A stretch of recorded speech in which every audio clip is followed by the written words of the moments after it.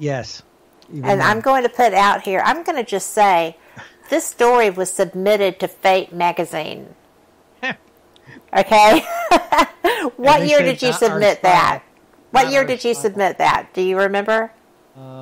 It had to be sometime in 2015, because I wrote it in 2014. Excuse me, I'm all choked up. But we have a different publisher now. And I am, as the voice of Fate, stunned that this did not appear in Fate magazine. So I'll tell you what, we'll do off air. Get me an email address. I will. I'll send you a PDF of it, and you can show it to the publisher and see if they're interested in it now. I will do that. That is funny because it's perfect in my opinion. Yeah, it was. I did not expect in a gazillion years where this was as my professor said, you literally went down the rabbit hole on this one. Well, you did, and you went through the evidence presented in the story. You went through physiological evidence to back up your take on it, and I'm just not just our magazine, okay, but I'm so surprised that no anomalous research magazine would touch that. That's just odd and unusual. And the goofy thing with the Nightingale story, what was so interesting was they actually name a mountain, a specific mountain in the Clefesen Mountains in central Germany. Well, I sat down with a map. In fact, the map is actually in the paper, and I showed where Nuremberg was and where there was another, Basel, Switzerland, where they had the Star Wars battles going on over the cities when everybody got up, and it was dead center between the two of those cities, on the map. There was all this kind of evidence I kept reeling out, and it was nuts. And that is, like I said, so much information, and so much documentation. That's really it's something. what I get from a lot of editors. Oh, this is too silly. This is too far out. Too far out. Maybe. Wait a minute. But still, if you're willing to stretch your imagination and disbelief to read the Washington Irving story about a guy who slept for 20 years, can you take it, just dial it up just a tad more to accept maybe where he went, So I find that fascinating. That was the deal there. Well, I wrote a paper also for the same professor. I had to write a short story. You're going to have to tell me in a minute. Break. You're going to have to tell me in 3 minutes. Y'all, we will be right back. This time is just flying, Cheryl. I'm having the best time with you. And everyone, we'll be right back. You're listening to WBHM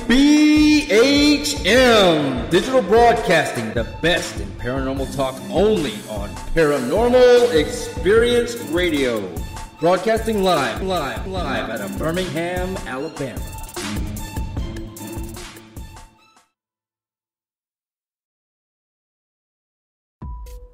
Since 1948, Fate magazine has brought you reports of the strange and unknown, all of them true.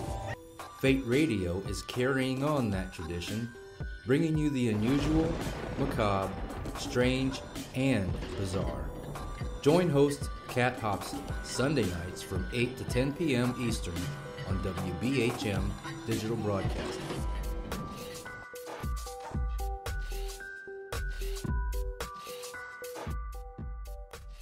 Son of a...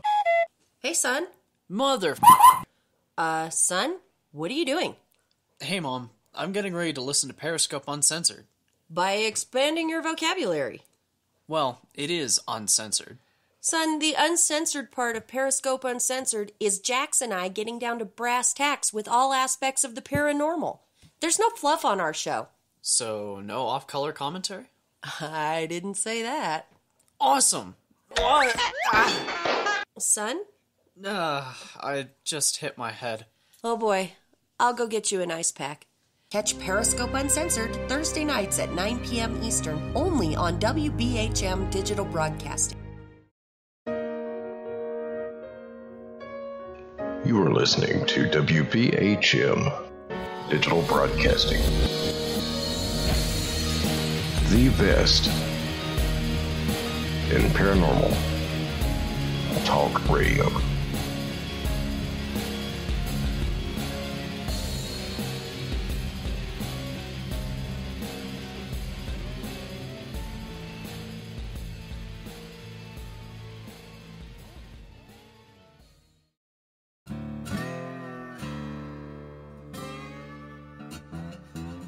Oh, come on. I'm Southern, but... Nope. That'll do. Hello.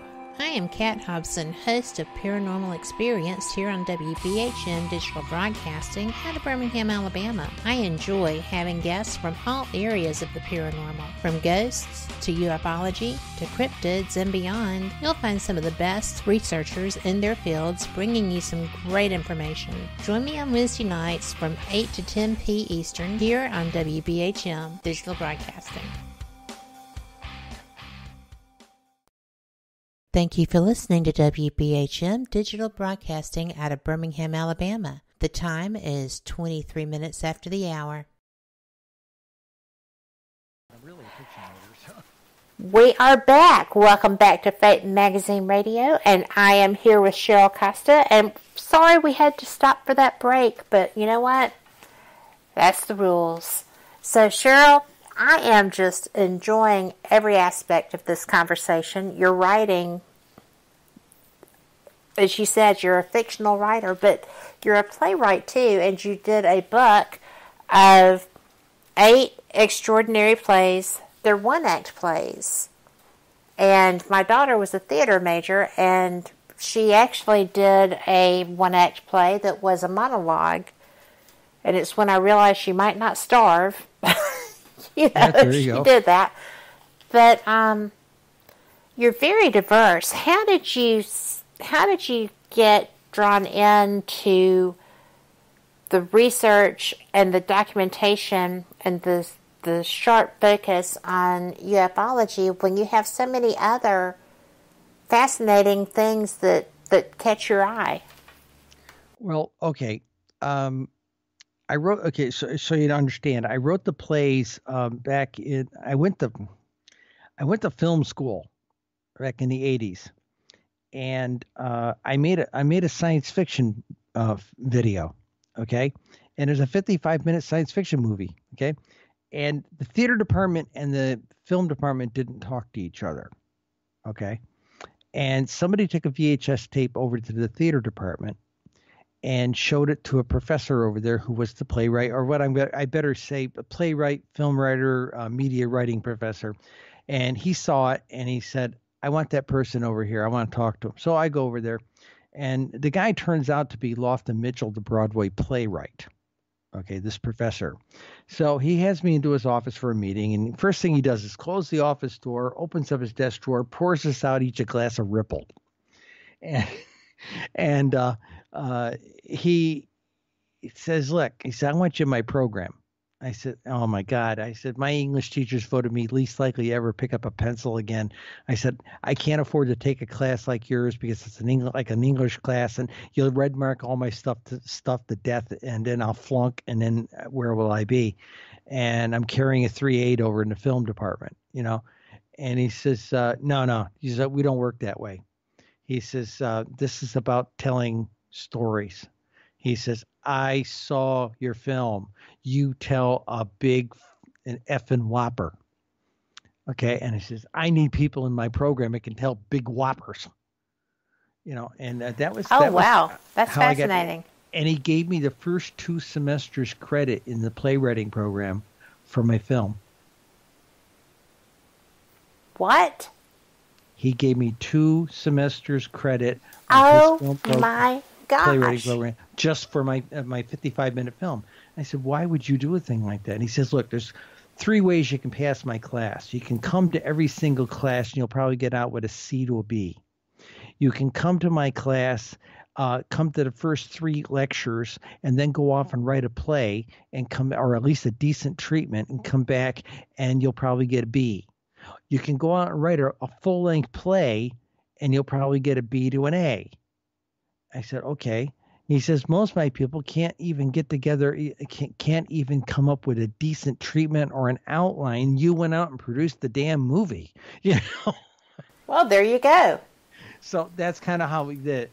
I didn't do a lot with it until probably it was after my change, actually. It was in actually, I wasn't that good a writer. And then something, I don't know, maybe the hormones or something snapped. Really? In So my it was 30s. a post-transition? Yeah. And Wow. one day I sat down and started writing, and I had no idea how these words were coming out of me. Okay. Now, that didn't say I'm a Hemingway. No, I mean, my spelling was terrible. My grammar wait a minute. was worse. Wait a minute. So all of a sudden, this just starts flowing from you? Yeah. Well, Grant Cameron would say that you were channeling that was being downloaded to you. So maybe with the hormones... I wouldn't argue with that, yeah.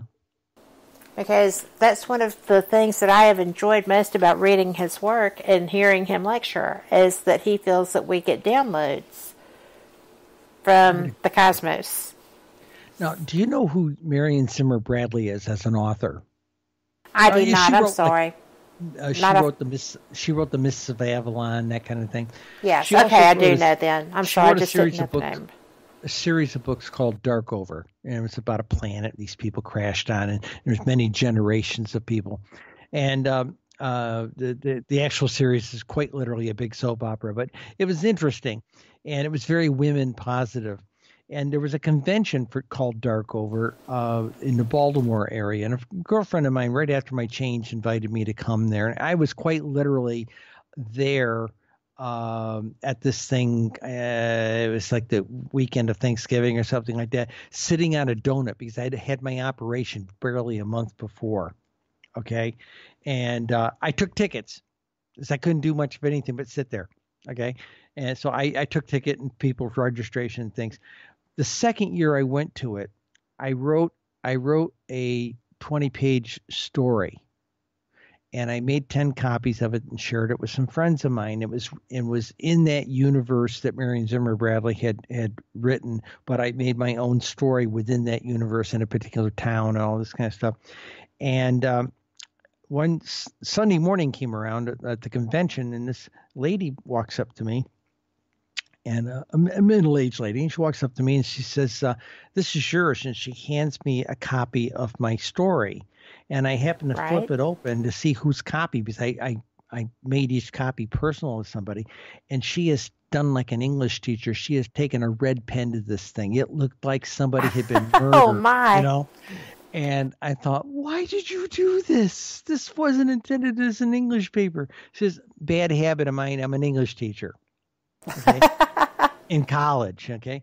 And I said, okay. She said, can I buy you a cup of coffee? I said, okay. So we sat down for breakfast, and she says, write more.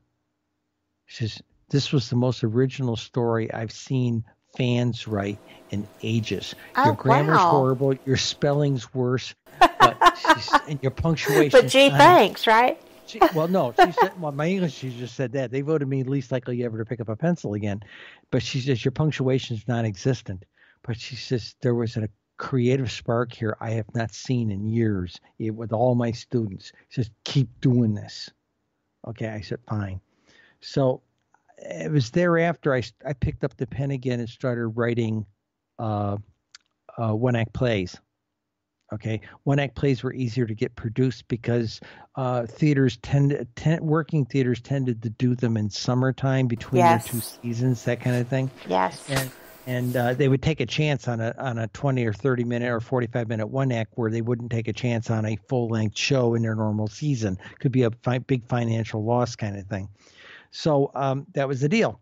And I got a play produced in 1994. It was called Princess in Training. It was about my growing up trans and changing and everything. And it got translated into 5 languages by other people.